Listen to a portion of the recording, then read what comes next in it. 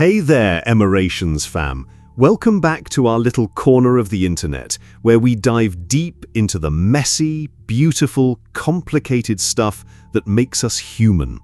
I'm your host, Emorations, and today we're tackling something we've all felt at one point or another: regret. You know that gut punch feeling when you look back on something you did or didn't do and think, why on earth did I do that? Or maybe it's, why didn't I take that chance? Regret is like that uninvited guest at the party of your life. It shows up, lingers way too long, and makes you question everything. So, grab a drink, get comfy, and let's unpack the psychology of regret, why it happens, what it's trying to tell us, and how we can make peace with it. Cut to a montage of relatable moments: someone staring at their phone, hesitating to send a text, another person sitting alone replaying a heated argument, a third person passing up an opportunity and immediately looking wistful. Picture this: it's 2 a.m., you're lying in bed, staring at the ceiling, and your brain decides it's the perfect time to replay that one moment from 5 years ago when you said something cringeworthy at a party. Or maybe it's the job you didn't take, the trip you didn't go on, or the "I love you" you never said. That's regret, my friends, and it's like a mental mosquito bite: small, annoying, and impossible to ignore once you start scratching. Regret is universal. It doesn't care if you're young or old, rich or poor, introverted or extroverted. It's that voice in your head that says, "You messed up," or "You could have done better." And here's the kicker: it's not just about the big moments. Sure, we regret the life-altering choices, but we also regret the small stuff, like snapping at a friend, skipping a workout, or even ordering the wrong thing at a restaurant. Raise your hand if you've ever regretted getting the fish tacos instead of the burger. Guilty. But why does regret feel so heavy? Why does it stick with us like gum on the bottom of a shoe? To answer that, we need to dive into the psychology behind it. Regret isn't just a random emotion. It's a signal, a wake-up call from your brain saying, "Hey, something's off here." It's tied to our ability to reflect on our choices, to imagine what could have been. And that's where things get interesting. Transition to a visual of a brain with animated neurons firing, symbolizing the mental tug-of-war between what we did and what we wished we'd done. Psychologists like Daniel Kahneman and Amos Tversky, pioneers in behavioral economics, talk about regret as a byproduct of our ability to engage in counterfactual thinking. That's a fancy way of saying we imagine alternate realities. When you regret something, your brain is running a simulation of what if? What if I had taken that job? What if I'd apologized? What if I had been braver? This ability to imagine different outcomes is what makes us human. It's why we can learn from our mistakes. But it's also why regret can feel like a punch to the soul. Let's make this real with a story. A couple of years ago, I was at a crossroads. I had the chance to move to a new city for a dream job, but it meant leaving behind my friends, my family, and the comfort of everything familiar. I wrestled with it for weeks, and in the end, I stayed put. Safe choice, right? But the regret hit hard. Every time I saw someone post about their big move or new adventure, I felt this pang like I'd missed my shot. That's regret in action. It's not just about what you did, but what you didn't do. And trust me, those what-ifs can haunt you. So, why does regret hurt so much? It's because it's not just an emotion, it's a clash between who you are and who you want to be. It's your brain pointing out the gap between your actions and your values. And that gap, it's where the real work begins. Now, let's bring in some heavy hitters to help us make sense of this. One of the most profound things ever said about regret comes from St. Paul, a guy who knew a thing or two about wrestling with his choices. In the Bible, he writes, "I do not understand what I do, for what I want to do I do not do, but what I hate I do." Sound familiar? It's like he's describing that moment when you promise yourself you'll stick to your diet and then you're elbow deep in a bag of chips at midnight. Or when you swear you'll be patient with your kids, but you snap the second they spill juice on the couch. Paul's words are over 2,000 years old, but they hit like they were written yesterday. He's talking about the human struggle, the disconnect between our intentions and our actions. And here's the thing, he doesn't just leave it there, he digs deeper, saying that this inner conflict is a sign of something bigger, a universal tension in human nature. It's not just about messing up, it's about the fact that we know we're messing up and we still do it anyway. That's regret in its rawest form. But Paul isn't the only one who's wrestled with this.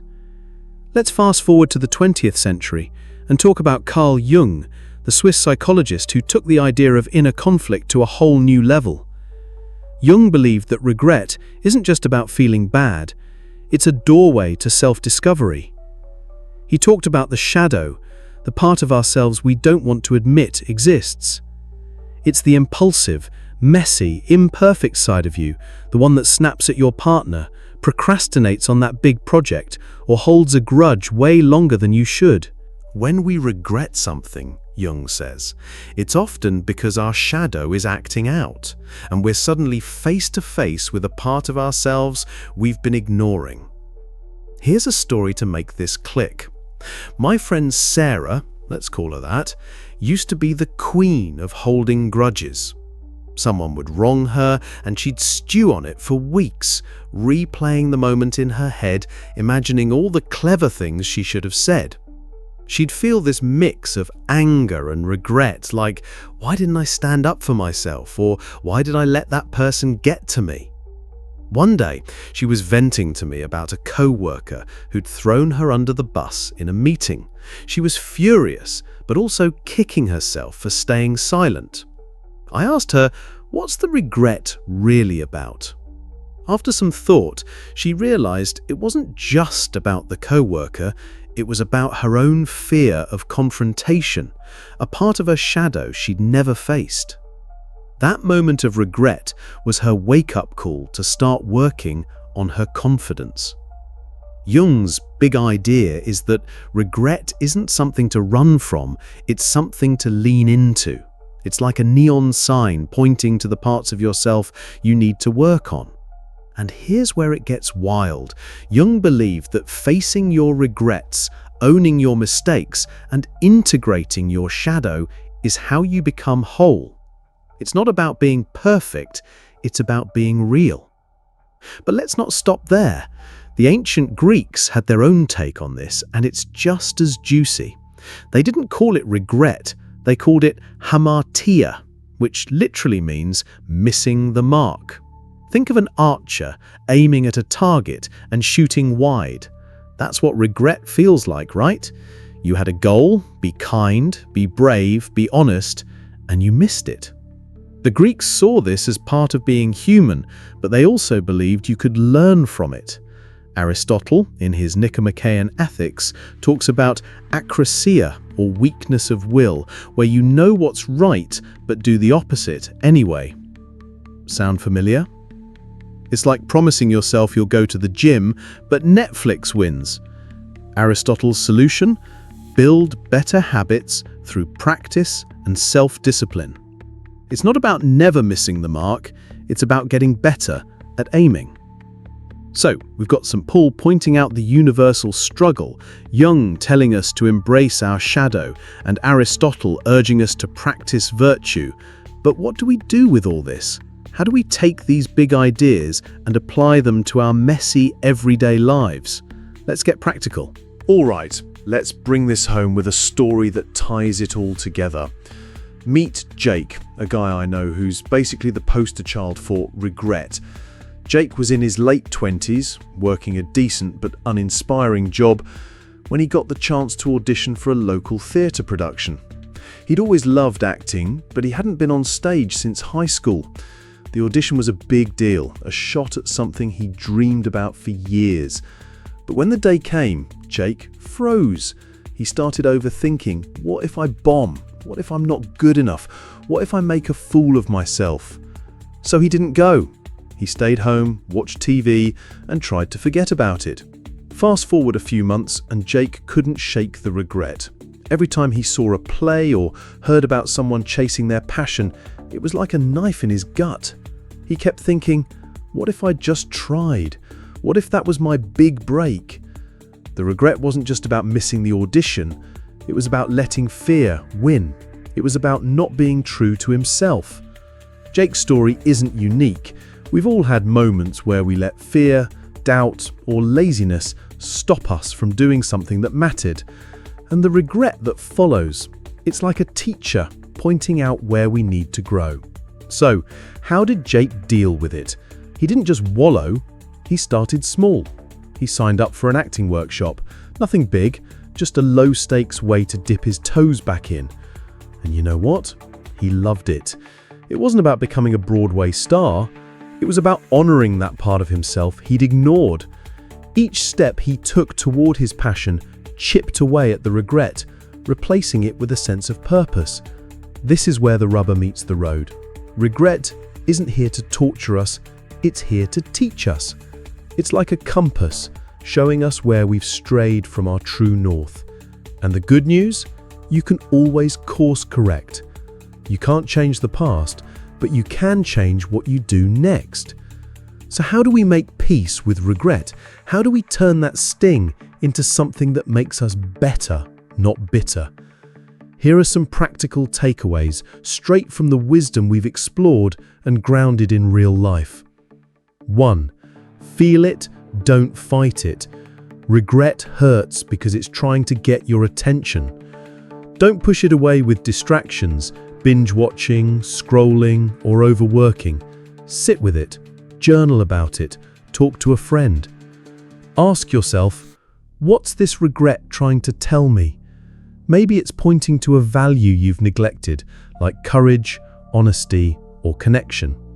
For me, when I regretted not taking that job, it showed me how much I valued adventure and growth. Once I saw that, I could start making choices that aligned with those values, like taking on new challenges in my current role. 2. Own your shadow. Jung was onto something with this shadow idea. The parts of yourself you regret, the anger, the laziness, the fear, are part of you, but they don't define you. Acknowledge them. If you regret yelling at your partner, don't just say, "I'm a terrible person." Instead think, "Okay, I got angry. Why? What triggered me?" Maybe you were stressed, or maybe there's a deeper issue you need to address. Owning your shadow means being honest about your flaws without letting them run the show. 3. Practice, practice, practice. Aristotle's advice about habits is gold.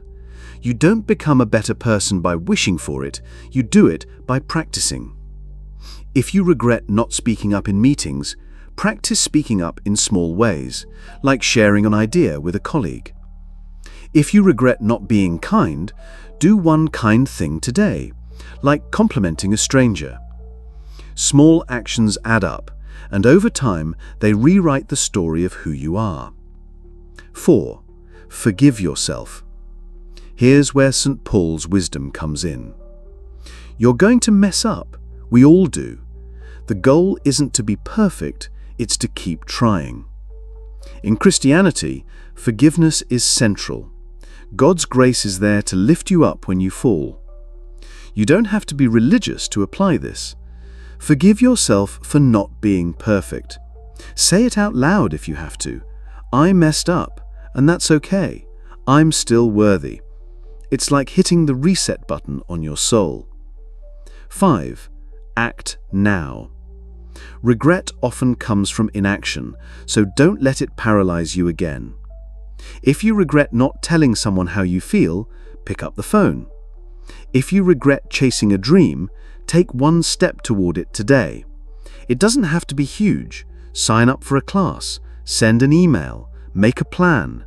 Action is the antidote to regret. As the poet Mary Oliver said, "Tell me, what is it you plan to do with your one wild and precious life?" Don't let regret answer that question for you.